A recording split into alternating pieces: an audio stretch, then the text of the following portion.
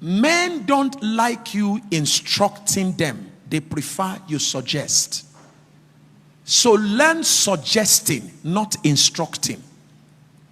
Suggesting is feminine. Instructing is masculine.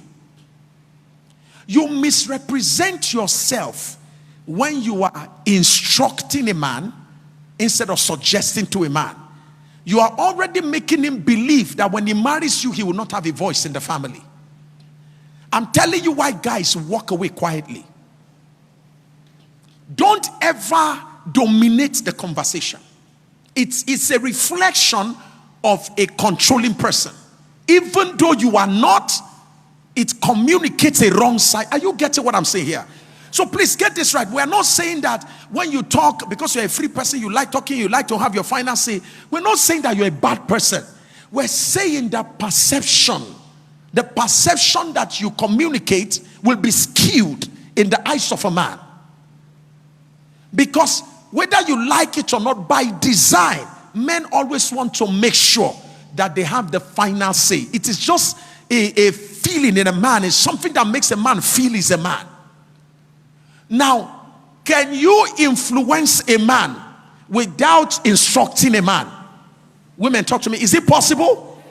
Absolutely yes. The wisest of women use influence. They don't use instruction. Are you aware that you can make a man take a decision that is yours? Sweetheart, I'm just thinking that, listen, we say speak, make it personal so that it can be important. Write that down. When talking to a man, make it personal so that it can be important.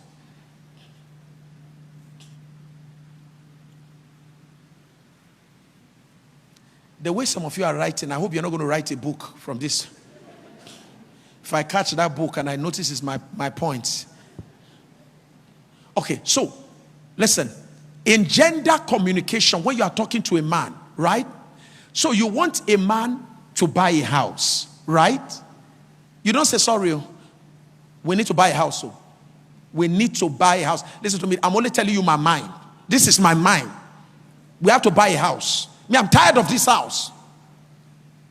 I'm tired. You need to buy a house now. A man will resent that kind of conversation. But think about this. Think about this. That's why the Bible says, a wise woman builds her house, a foolish one scattereth it down. How do you talk to a man? Sweetie, how are you?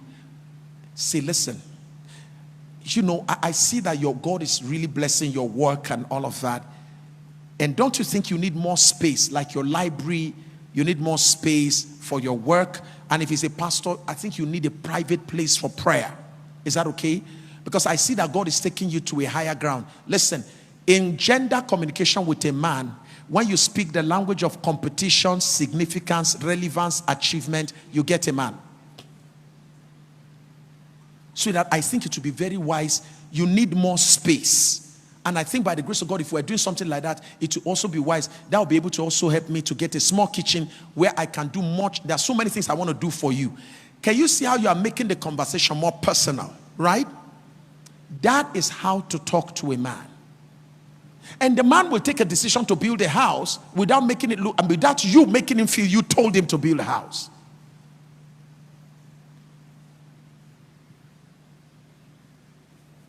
Toxic behaviors destroys relationships. Toxic behaviors destroys relationship. The way you behave. And I don't want to start mentioning specific behaviors, but you know people complain about your behavior. Stop fighting those complaints. Start giving attention to them. It was behavior that ended your previous relationship. It was attitude that ended the previous one. Stop blaming the people. There's a pattern. Deal with the pattern and the problem will stop.